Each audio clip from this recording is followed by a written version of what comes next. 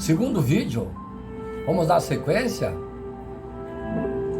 Existia um sacerdote chamado Esdras, que fez a mesma coisa no tempo em que o povo de Deus voltava da Babilônia.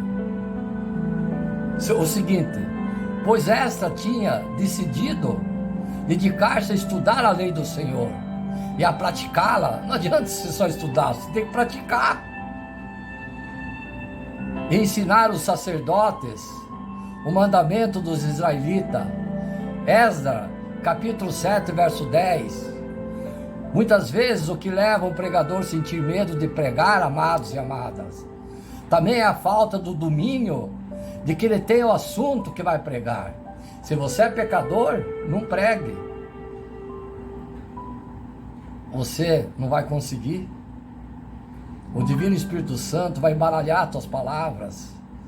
Ele quer você santificado para transmitir, ouvir a verdade, como esse pregador está transmitindo a você, através do Santo Espírito de Deus. Sermões superficiais, enrolados, vão naturalmente deixar a igreja confusa e desinteressada. Aquele que for te ouvir não vai se interessar, porque o Espírito Santo, através da tua palavra, não vai adentrar a sua mente, como esse servo pede no início dessa pregação, para você ouvir, discernir a palavra do Santo Espírito de Deus.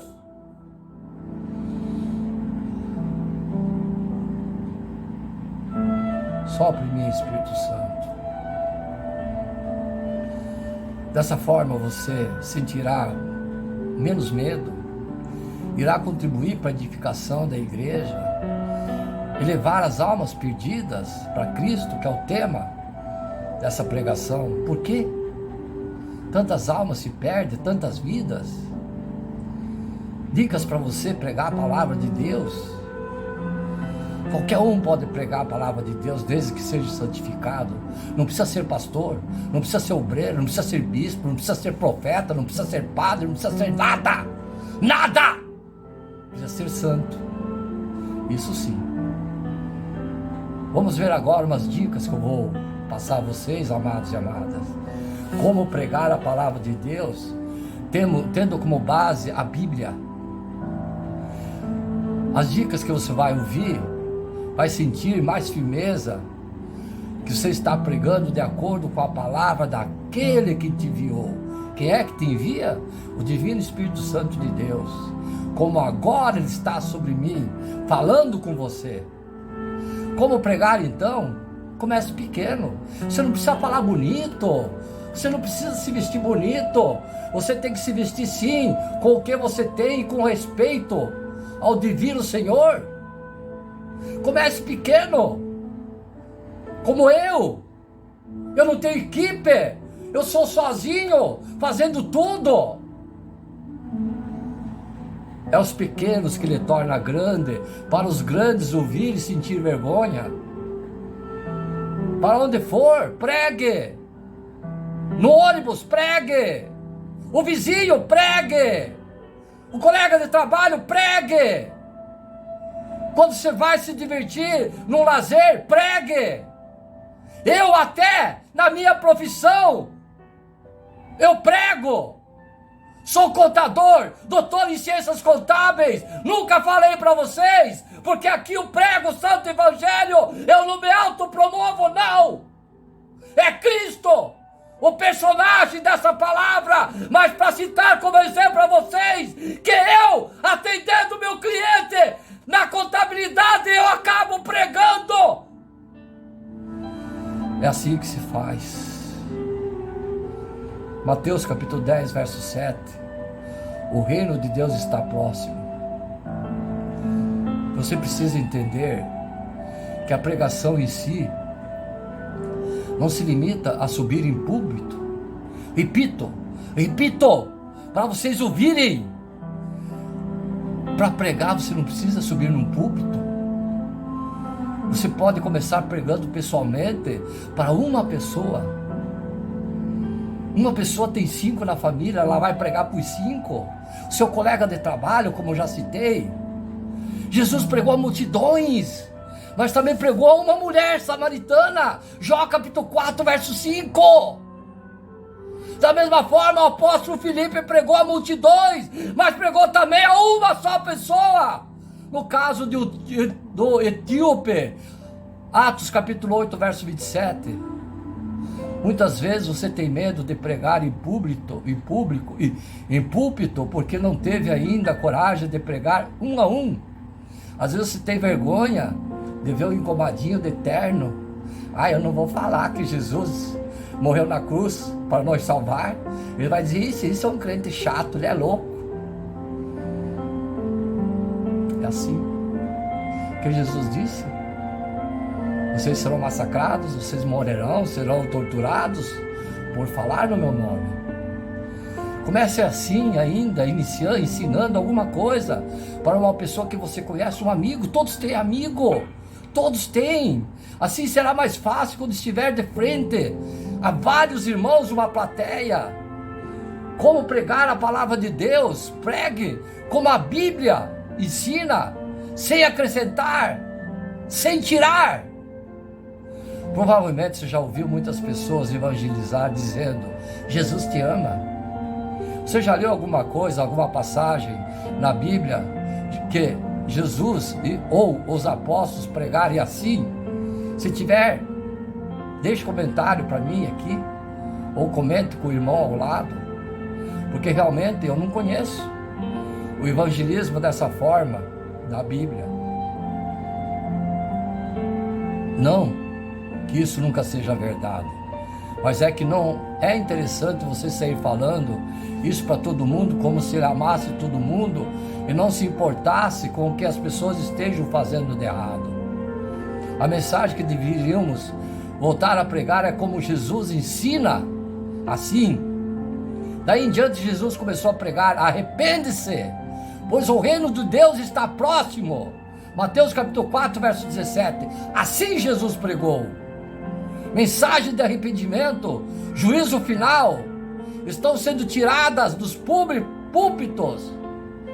Por conta disso você vê pecado tão grave dentro das igrejas. Somente ambição, poder, prosperidade, deixando pastores milionários. Conheço um pastor que tem seis jatinhos, além de várias fazendas, cultivado por você, que não ouve a verdadeira palavra do Evangelho. Pregue como os profetas, como os apóstolos, como o próprio Cristo Jesus, com modéstia, com amor. Não precisa ser palavras lindas, não. Você não precisa ser bonitinho, engravatado, não. Mas tem a essência da sua palavra. Pregue com a Bíblia, que ela ensina sempre. Que alguém te ensinar qualquer coisa sobre o assunto, peça para que lhe dê alguma referência da onde ele está falando, da própria Bíblia, o versículo, o capítulo, se quiser. Como pregar a palavra de Deus? Não tenha medo. Isso dirijo à Igreja Novo Reino de Deus, aos pastores, às pastoras. Disse, porém, Moisés ao Senhor: ó Senhor, nunca tive facilidade para falar, nem no passado, nem agora, que falaste a teu servo, não consigo falar bem. Disse o Senhor: quem deu boca ao homem, quem fez o surdo e o mudo, quem lhe concede vista ou o torna cego, não sou eu, o Senhor? Só por mim, Espírito Santo. Agora, porém, vai, eu estarei com você, ensinando a lhe dizer, Êxodo capítulo 4, verso 10 e 12. Tanto que Pedro, amados e amadas, quando por ocasião do Pentecostes, aonde falaram em várias línguas, Pedro não sabia nem falar, analfabeto, de pai e mãe. Nessa pregação, ele salvou, converteu 3.000 almas. Sim, é obra do Espírito Santo. Ouvi De repente, você que está ouvindo esse servo, o Espírito Santo está em você. Você está se arrepiando nessa obra, nessa palavra. Você está chorando por dentro, com vergonha à vez do teu irmão te ver chorar. Chore, derrame lágrima, ela lava sua alma. Sopra em mim, Espírito Santo. Sopra em mim, Espírito Santo.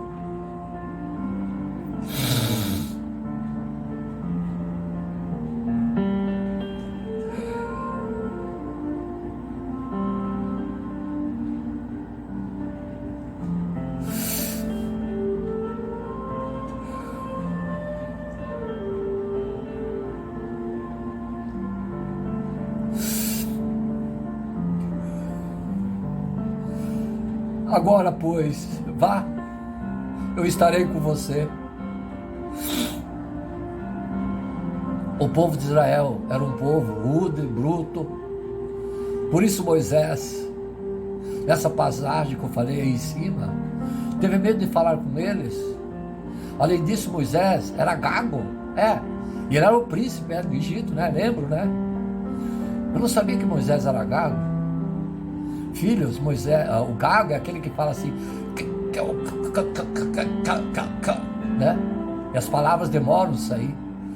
Já percebeu que as pessoas ruins não têm medo de fazer coisas ruins, enquanto que nós temos medo de fazer o bem? Isso não deve ser assim. Hoje, quando você é servo do Senhor, você sente mal quando você erra, você faz mal a alguém. Como eu já tinha dito antes, o medo pode ser consequência de uma vida de pecado. A depressão, o medo, atenção psicóloga. A depressão, o pânico, o medo, a aflição é falta de fé. O único antídoto espiritual é a oração. Agora físico é os remédios, tarja preta. Mas se esse não for o seu caso, faça como eu já disse. Comece pequeno, 1 a 1. Vai aumentando, certo? Vai. Quem sabe começar com cultos que tenha menos pessoas em casa, na família, 4, 5 amigos. Uma semana depois, você vai pregando para mais e mais e mais. Assim como Deus falou a Jeremias, Ele pode estar falando com você hoje, agora, nesse momento. Eu sei que você está chorando por dentro. Não temas diante deles, porque eu estou contigo para te livrar, diz o Senhor. Jeremias capítulo 1, verso 8. Eu chorei. Não foi minha pessoa. Não. Foi o Espírito Santo de Deus em mim, que sente por você, que está ouvindo essa palavra transmitida por Ele. O porquê eu não sei, mas Ele está chorando. Sim. Ele está chorando vendo seus filhos, de repente, alguns até sem fé, esnobando esse servo, de repente ridicularizando, rindo das lágrimas desse servo, transmitida pelo Espírito Santo de Deus. Como ele está transmitindo a palavra, ele transmite suas lágrimas também. Amém? Mas isto é o que foi dito pelo profeta Joel. Nos últimos dias acontecerá, diz Deus, que do meu espírito derramarei derramarei sobre toda a carne.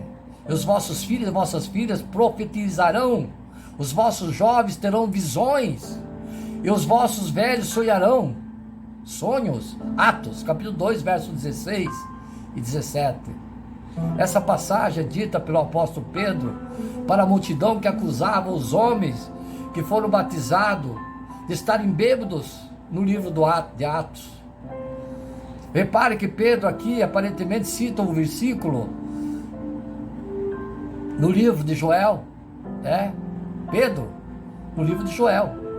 Assim como Jesus Cristo também cita várias passagens durante seu ministério de outros profetas.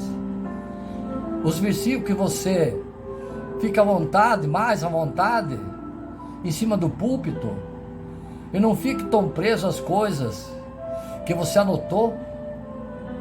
Deixa o Espírito Santo falar em você. Ele move você. Ele é teu Pai, Ele é teu Criador.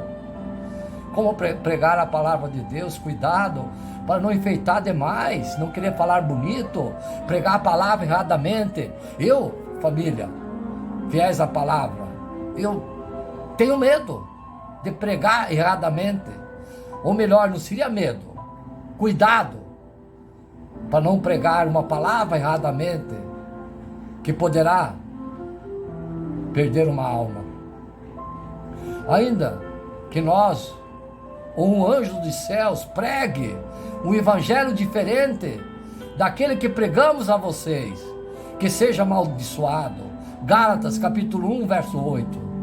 Eu já vi principalmente nas internet, nos cultos, nas pregações, os pregadores enfeitarem tanto, o sermão acaba sendo distorcido, os versículos da Bíblia, tirando, pondo, para que esse diga aquilo que concorde com a ideia criativa deles, e para ele se autopromover, sim, pregando o Santo Evangelho, que o personagem é Cristo Jesus, falando dele. Se a pregação é 1h30, ele fala sobre ele, 1 hora, 30 minutos sobre o Evangelho, para se autopromover. Tome cuidado, para não acontecer de você distorcer um versículo, que você não acabe como aqueles que no tempo de Paulo, que escreveu a Gálatas, estavam atrapalhando a igreja com heresias e falsas interpretações. Por isso esse servo disse a vocês que tem o máximo cuidado para não errar. Cuidado, não medo. Cautela, não medo. É melhor pregar uma palavra simples, que parta da Bíblia, e não enfeitar demais. Não faça nada para te aplaudirem. Quando você vai pregar, não fale o que ele quer ouvir, fale o que o Espírito Santo quer transmitir a vocês. Receba a glória de Deus, não a glória dos homens. Às vezes aqueles pagos, pregadores pagos, pregam o que aquela denominação, aquele pastor contratante quer ouvir. Mais bem vos conheço, que não tem de vós o amor de Deus. Eu vim em nome do Pai, e não me aceitais. Se outro vier em seu próprio nome, a esse aceitareis? Como podeis vós crer, recebendo honra uns aos outros, e não buscando a honra que vem só de Deus? João capítulo 5, versos 41 e 44. Jesus aponta um grave erro dos fariseus, que é repetido por muitos pregadores hoje em dia: esperar receber elogio dos homens, se autopromover numa pregação, sendo que o personagem da palavra é o divino Espírito Santo de Deus, não você. Isso é tão grave, que, como disse Jesus no último versículo, a pessoa já mostra que não tem fé, quando ela espera apenas elogios de pessoas, são ao invés do elogio e da aprovação de Deus. Sim, pode ser até que no início do seu ministério você seja elogiado, como Jesus também foi segundo a palavra seguinte. Você quer ser só elogiado, né? Depois eu quero falar um negócio para vocês aí, peraí. Ele ensinava nas sinagogas e todos elogiavam. Lucas capítulo 4, verso 15. O que eu quero transmitir a vocês? Pregadores que, para se dizerem poderosos, além de só se autopromoverem numa pregação, falando o que o pastor contratante deseja, ele fala em línguas. Não existe falar em línguas. Eu já falei lá em cima que Pedro, falou em línguas, no Pentecostes, lá há 2000 anos atrás. Um pastor hoje que vai falar em línguas, ele pode falar, sim, mas tem que ter 2 intérpretes, que depois que ele gaguejou, o intérprete saiba dizer a ele o que ele falou. Caso isso, não existe falar em língua. Eles falam para se autopromover, para dizer que o Divino Espírito Santo de Deus eleva o seu orgulho, eleva a sua pessoa. Ele não fala por Deus, ele fala por ele. Oh, Espírito Santo, sopra em mim. Apesar disso, você sabe que não durou muito. Criticarem grandemente e até tentarem tirar a vida de quem prega.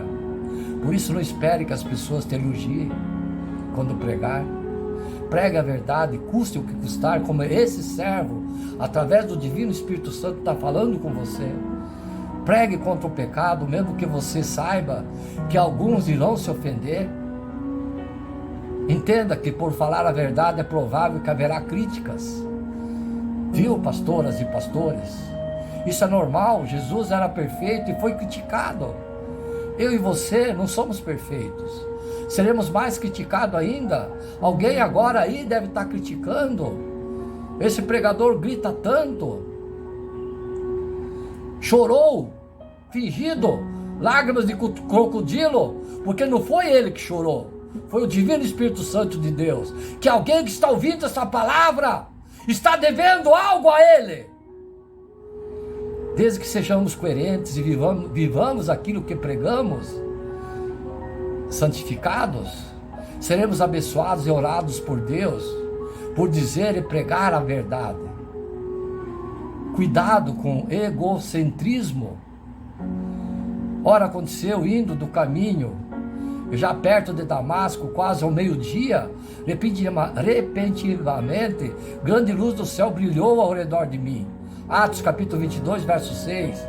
Esse versículo fala na defesa de Paulo contra seus perseguidores. Ele falava a respeito da sua experiência e conversão quando viu Jesus. A palavra que clamava a ele. Com base nesse versículo, acreditamos, o testemunho pode sim ser a palavra e contribuir à pregação. O problema é que quando a pessoa coloca a vida dela em todas as pregações, como eu já falei, se autopromovendo, todo ser humano natural gosta de falar de si mesmo, como eu já falei. Ao falar demais de si, porém pode indicar egocentrismo, que todos os pregadores que cobram fábulas são egocêntricos. Procure pregar um sermão cristocêntrico, onde Cristo é apenas Cristo é o personagem, é o assunto central, e nunca você, pregador. Siga o conselho, pastoras e pastores, essa pregação que eu vou lhe passar, essa frase. As suas pregações façam com que as pessoas olhem para a Bíblia, não para você. Repito, as suas pregações façam com que as pessoas olhem para a Bíblia, não para você. Pregue o que os ouvintes precisam ouvir.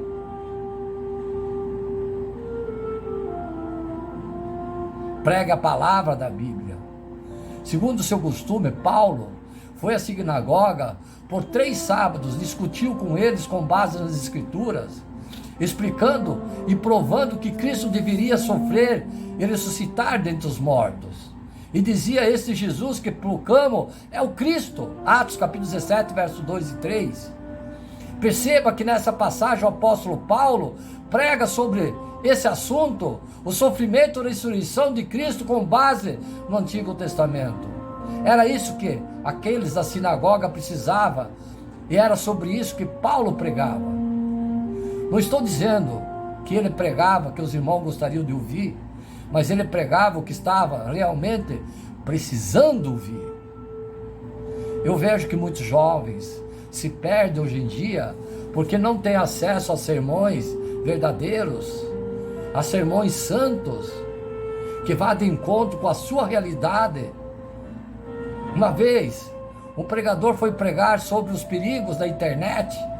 O problema é que ele foi pregar em uma região que não tinha acesso à internet. Adianta isso? Não.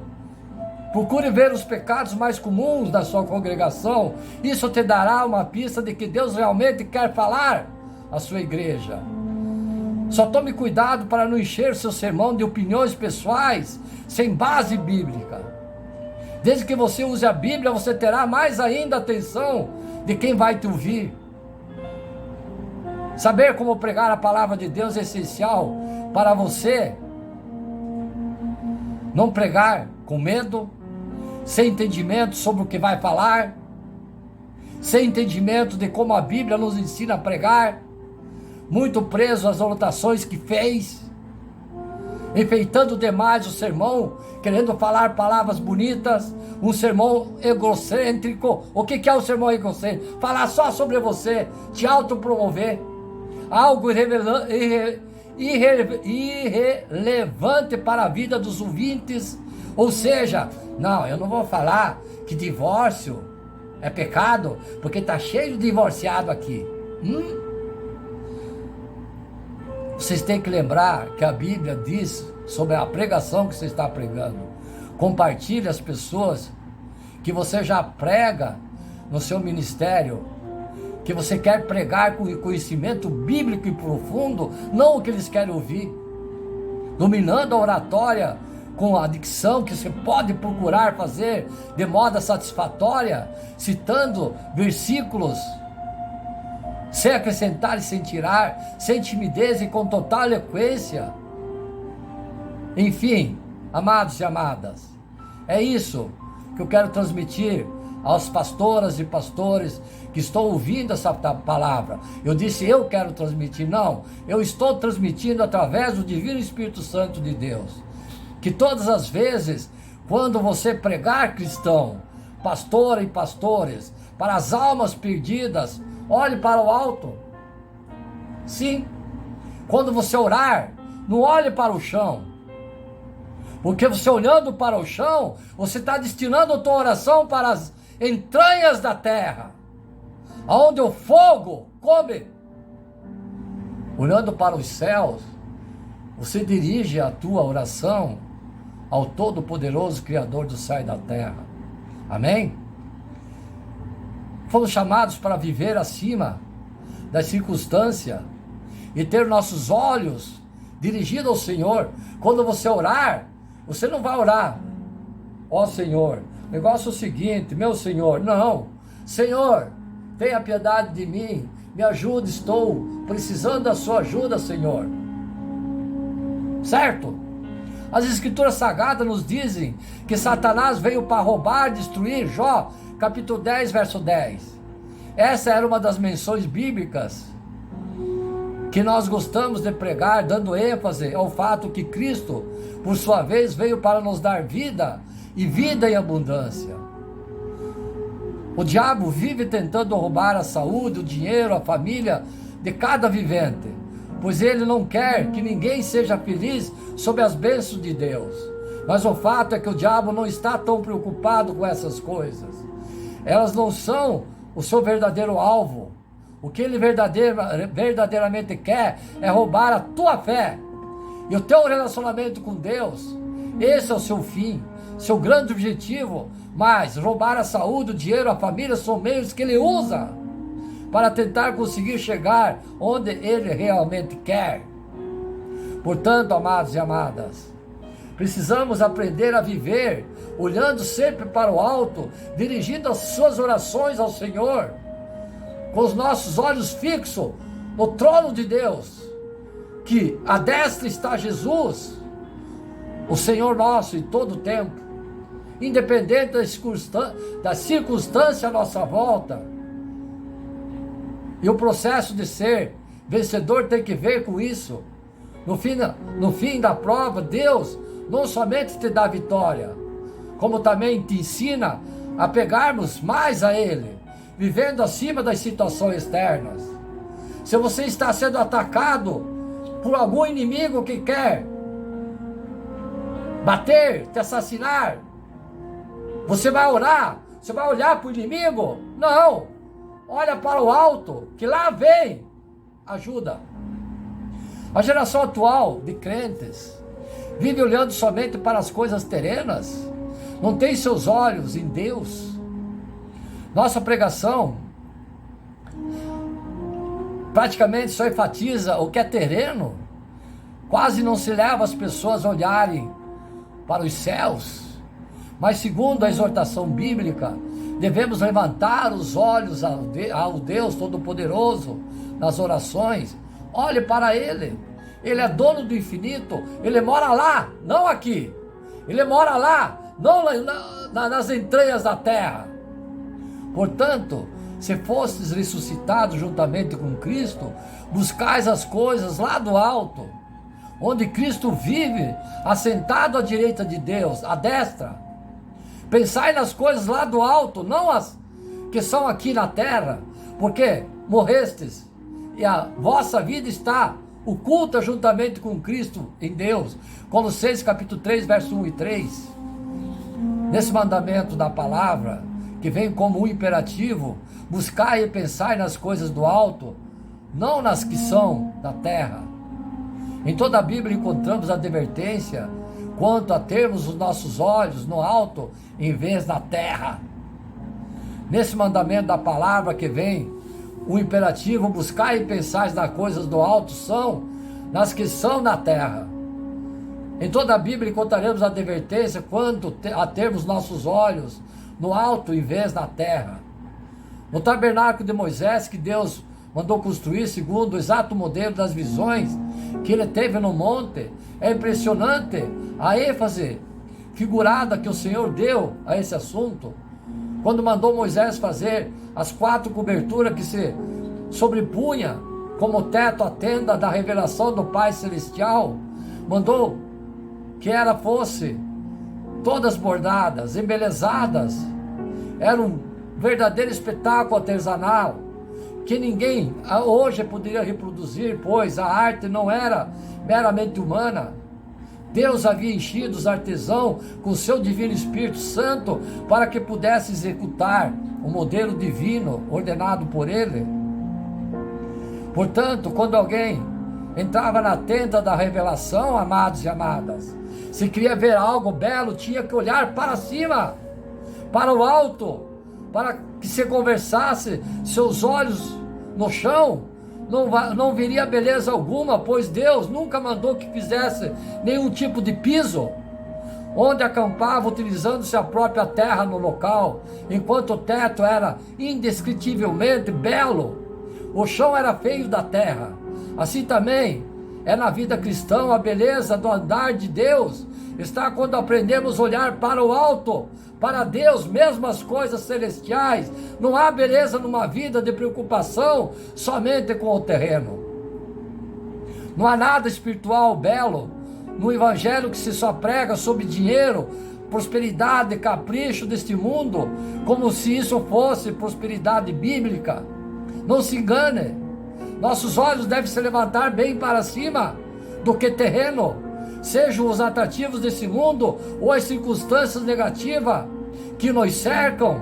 Devemos olhar para o alto o tempo todo. Crentes que só se preocupam com o dinheiro e seus negócios não servirão ao propósito divino da colheita das almas, pois para se ter sensibilidade espiritual, deve de ver a necessidade dos pedidos, é preciso tirar os olhos das coisas terrenas e levantá-los para os céus. Jesus mesmo disse: erguei os olhos e vede os campos, pois já branquejam para a ceifa. Jó capítulo 4, verso 35. Eu quero aqui fazer uma advertência aos amados e amadas. Vocês notaram que quando vocês vão conversar com uma pessoa, tem pessoas que não conversam olhando no teu olho. Elas falam contigo olhando no chão, olhando no lado. Se cuide, são más, são fingidas. A pessoa fala contigo olhando nos teus olhos. Quando você fala com o Senhor, olha para os céus, que é lá que Ele habita. Então, ele lhe diz que se nossos olhos estiverem no chão, cuidando apenas das coisas terrenas, não enxergaremos os campos brancos para a ceifa. Ou seja, não teremos a sensibilidade de ver a necessidade espiritual das pessoas. Temos que olhar para o alto se queremos ser úteis ao Senhor, pois aqueles que só olham para o chão desanimam nas horas difíceis e deixam de servi-lo. Já quanto aos que têm os seus olhos ao Senhor, não há os que façam parar. Prender nossos olhos no chão é o grande plano satânico contra nossas vidas, ao atacar nossa saúde, nossa família e bens que o maligno quer de fato é tirar os nossos olhos do Senhor, fazendo com que fitemos somente o chão, o terreno, embora, como diz meu pai, tirar os olhos da terra não significa tirar os pés do chão. A perda do pragmatismo e da disciplina. Há um texto bíblico que revela a astúcia do inimigo e seus ataques. Examinemo-lo com as figuras espirituais. E veio ali uma mulher possessa de um espírito de enfermidade. Havia já 18 anos. Andava encurvada, sem de modo algum poder endireitar-se. Vendo a Jesus, chamou e disse: mulher, estás livre de tua enfermidade. Impondo-lhe as mãos, ela imediatamente se endireitou e dava glória a Deus. Lucas capítulo 13, verso 11 e 13. Essa mulher andava encurvada por quase 2 décadas, 20 anos, e não havia meio de se endireitar, pois sua doença era espiritual, não física. Psicólogas, eu aqui estou dando exemplo, o que eu falei lá em cima. Doença física, doença espiritual. Essa senhora tinha uma doença espiritual, tratava-se do espírito maligno de enfermidade, um agente de Satanás prendendo o seu corpo. Sabe que há uma figura aqui? Essa mulher vivia olhando para o chão, sua costa encurvada impedia de andar olhando para os céus. Podemos ver em operação na vida dessa mulher o verdadeiro plano maligno contra cada cristão. É um exemplo para vocês. Cristo disse que ela estava numa prisão de Satanás. Por que motivo não se devia livrar desse cativeiro em dia de sábado? Essa filha de Abraão, a quem Satanás trazia presa há 18 anos, Lucas capítulo 13, verso 16.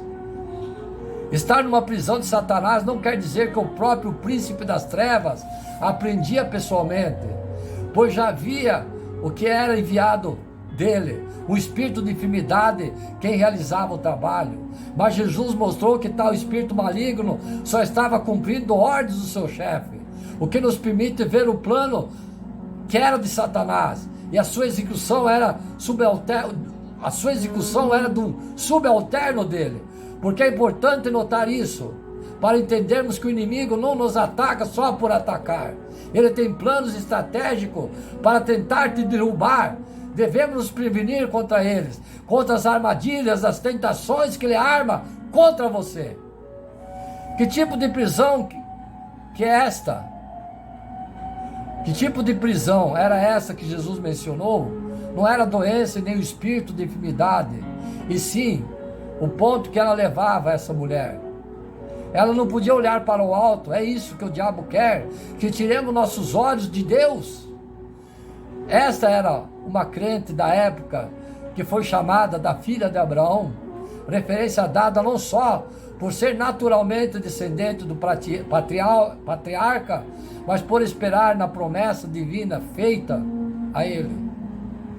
Também vemos que ela estava na sinagoga, e que poderíamos chamar de igreja da época. Não se tratava de uma pecadora qualquer, que nada queria saber acerca de Deus, mas de alguém que temia, cria nele e queria andar em sua presença. Semelhante a Satanás, ele tenta nos prender com os olhos no chão, para não olharmos para cima. E porque ele nos ataca dessa forma, porque ele não pode nos arrancar das mãos de Deus, como Jesus mesmo falou e disse: as minhas ovelhas ouvem a minha voz, eu as conheço e elas me seguem. Eu lhes dou a vida eterna, jamais perecerão, e ninguém as arrebatará de minha mão. Aquilo que meu Pai me deu é maior do que tudo. Da mão do Pai ninguém pode arrebatar. Eu e o Pai somos um. João capítulo 10, verso 27 e 30. O diabo jamais pode nos tirar das mãos de Jesus. Nunca. Temos um claro pronunciamento de Jesus Cristo nesse sentido. Mas ele vai atacar com sutileza. Ele quer nos indispor com o Senhor, fazendo com que nos voltemos contra Ele, porque então nós mesmos desceremos dos braços do Senhor e estaremos expostos. Em Apocalipse, o Senhor faz menção da doutrina de Balaão, que costumava ensinar Balaque e por outros preços diante dos filhos de Israel, para que pecasse. Apocalipse capítulo 2, verso 14. Números, que Balaque contratou Balaão para amaldiçoar Israel, pois tinha medo de ser por ele destruído na batalha. Deus advertiu a Balaão que não fosse apenas Balaque, mas ele amou o prêmio da injustiça e desobedeceu, mas não conseguiu amaldiçoar o povo do Senhor, pois em cada uma das 4 vezes que tentou fazê-lo, Deus mudou suas palavras em bênção sobre os israelitas. Vendo que nada podia contra o povo, Balaão aconselhou Balaque, rei dos Moabitas, a enviar as mulheres do seu povo ao arraial dos israelitas para que se prostituísse com eles e então os levasse a adorar os deuses delas. Qual foi o pensamento de Balaão? Ele viu que não havia como tocar o povo de Israel, pois eles estavam debaixo da proteção divina. Com Deus ninguém pode, ninguém se brinca. Então a única saída seria colocar o povo contra Deus, visto que Deus não abandonaria o povo. E quando através do pecado, da prostituição e também da idolatria, o povo se afastou do Senhor, então ficou vulnerável e a ira do Senhor se acendeu contra o povo. O que Balaão não podia fazer contra o povo, fez com que o próprio povo se fizesse contra si mesmo. É assim que o diabo age, amados e amadas. Uma vez que ele não pode tirar-nos da mão de Deus, nem fazer nada contra nossas vidas, por permanecermos em Cristo, então ele tenta nos colocar contra o Senhor, para que saiamos do colo dele e fiquemos vulneráveis à própria sorte. Essa é a razão porque o maligno tenta prender nossos olhos nas coisas materiais, para que, quando conseguir tocar nelas, isso venha doer em nós, a tal ponto de nós nos indispormos com Cristo. Mas na vida daquele que ama o Senhor e tem os olhos nele, o inimigo não consegue nada. Isso nos permite ver porque Satanás investe tanto contra o que possuímos, a nossa fé, não porque seja isso que ele queira, mas por ser um meio para que ele tente chegar aonde realmente quer, minar a nossa fé e relacionamento com o Senhor. Amados e amadas, prestai atenção, filhos, mas antes disso podemos também chegar, porque Deus permite o inimigo investir contra essa área nas nossas vidas, contra o ataque de cada inimigo. Cada ataque do maligno pode ser visto como um tempo de treinamento e adestramento para os soldados do exército celestial.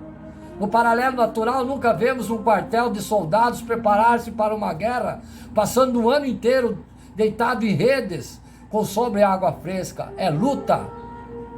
Não, pois isso não prepara ninguém.